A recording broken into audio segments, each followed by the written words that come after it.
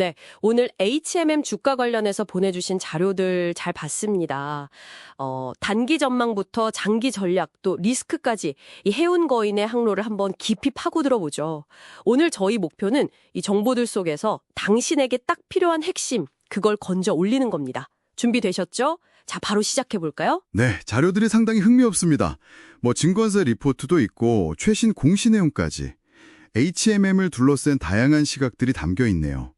특히 단기적인 주가 흐름하고 2020년 이후의 큰 그림, 이 두 가지를 같이 봐야 HMM의 현재 위치가 좀 더 명확하게 보일 겁니다. 좋습니다. 그럼 먼저 눈앞의 상황부터 좀 볼까요? 최근에 주가가 영 힘을 못 썼는데 보니까 3분기 실적이 전년 대비 80% 넘게 확 줄 거다. 이런 예측이 좀 결정적이었던 것 같네요. 증권사들 목표 주가도 21,000원, 22,000원 이 정도로 낮췄고요.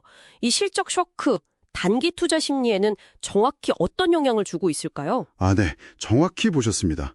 그 실적 우려가 단기 투자 심리를 확 얼어붙게 만들었죠. 그래서 앞으로 한 일주일 정도 주가 범위를 보면 한 19,800원에서 21,200원 사이 이 정도로 예측하는 분석이 많더라고요. 지금 주가는 사실 실적 안 좋을 거다 이 걱정하고 그래도 이건 너무 싼 거 아니냐는 저평가 인식 사이에서 좀 줄다리게 할 그런 양상입니다. 투자 주체별로 평균 매수 단가 추정치도 재밌던데요. 외국인이 한 25,000원에서 21,500원 사이, 기관은 조금 더 높아서 28,000원에서 28,000원 정도. 이 가격대가 앞으로 어떤 의미를 가질까요? 지지선 같은 역할? 네, 맞습니다. 그 가격대가 나중에 혹시 정부 지분 매각 같은 큰 이벤트가 있을 때 기술적으로는 좀 중요한 지지선 역할을 할 수 있다. 이런 분석이 있습니다. 그래서 반기 전략으로는 일부 사료에서도 제안하듯이 19,800원에서 한 22,000원 이 근처에서 지지되는지 보고 매수하고 또 21,000원에서 22,000원 정도 올라오면 비중을 좀 줄이는 그런 박스권 전략을 이야기하고 있습니다. 물론 매일 바뀌는 그 SCFI 운임지수 이거 계속 체크해야 하고요. 그렇군요. 자, 그럼 이제 시야를 좀 더 멀리 가져가 보죠. 2026년 이후 전망. 이건 좀 많이 어두운데요. 신규 선박이 막 쏟아져 나오면서 해운 시장 침체가 불가피하다. 심지어 치킨 게임 얘기까지 나오더라고요. 이건 좀 심각하게 봐야겠죠? 네, 바로 그게 핵심입니다. 그 구조적인 공급 과잉 문제, 이게 운임을 팬데믹 이전, 심하면 그 이하로 떨어뜨릴 수 있다는 건 정말 심각한 경고죠.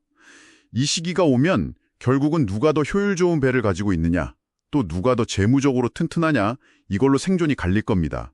뭐랄까 진짜 옥석 가리기가 시작되는 거죠. 근데요, 이런 좀 암울한 장기 전망 속에서 HMM의 움직임은 오히려 정반대라서 이게 눈에 띄어요. 3조 원 넘는 LNG 추진 컨테이너선 12척 발주했죠. 자사주 소각도 했고, 발레하고 또 대규모 장기 운송 계약도 맺고, 이건 어떻게 해석해야 할까요? 왜 이렇게 공격적이죠?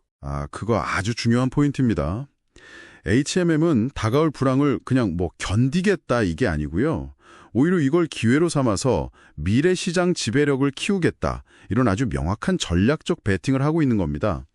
2030년까지 23조 5천억 투자하고 매출 15조 달성하겠다는 목표가 딱 그걸 보여주죠. 특히 그 LNG 선박 투자는 앞으로 더 강화될 환경 규제에 미리 대응하면서 좀 오래된 배에 많은 경쟁사들을 따돌릴 수 있는 그런 한 수가 될 수도 있다는 계산이 깔려 있는 겁니다. 물론 계획대로 잘 실행되어야겠지만요. 야심찬 계획이긴 한데 발목을 잡을 만한 위험 요인들도 만만치 않아 보여요.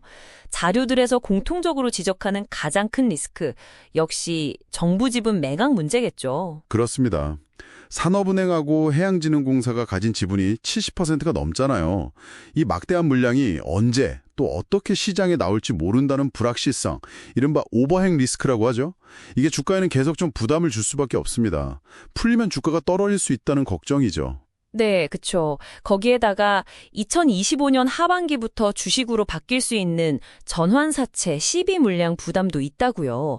이것도 주당 가치를 떨어뜨리는 요인이 된다고요. 네, 맞아요. 그 전환사채 CB라는 게 나중에 주식으로 바뀔 수 있는 채권인데 이 물량이 실제로 주식으로 전환되면 기존 주주들의 지분 가치가 좀 희석될 수 있다. 이것도 분명 계산 가능한 리스크입니다.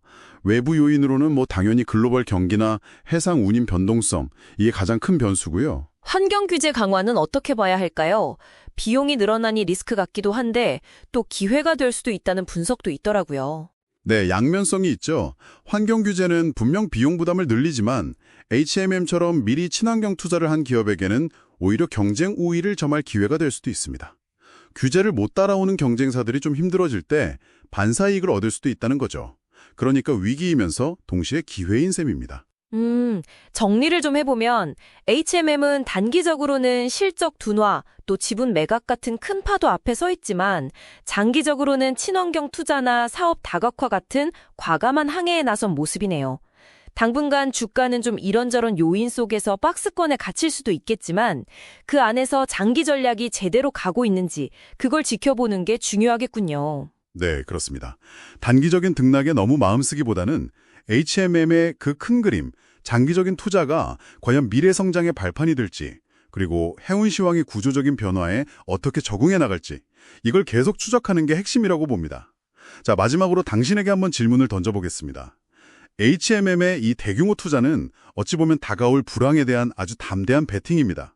만약에 예상보다 훨씬 더 깊고 긴 침체가 온다면 이 투자는 HMM을 미래의 승자로 만들어줄까요? 아니면 감당하기 어려운 재무적 부담으로 돌아올까요? 이 질문에 대한 당신의 생각이 HMM의 미래를 보는 중요한 렌즈가 될 겁니다.